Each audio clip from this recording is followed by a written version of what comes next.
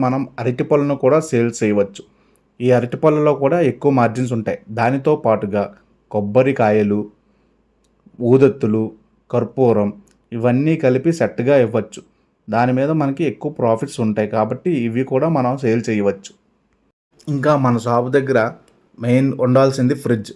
Fridge అంటే commercial fridge.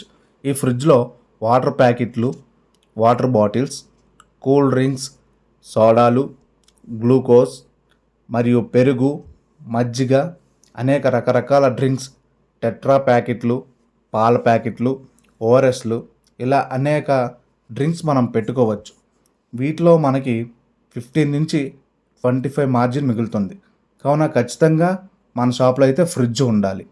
ఇప్పుడు వరకు మీకు చూపించిన ఐటమ్స్ అన్నీ ఎక్కడి నుంచి వస్తున్నాయో మీకు చూపిస్తున్నాను చూడండి. ఇదంతా కూడా హోల్సేల్ మార్కెట్. ఇలాంటి మార్కెట్స్ నుంచి అన్ని వస్తువులు కిరాణా షాపుల వారు అందరూ కొనుక్కొని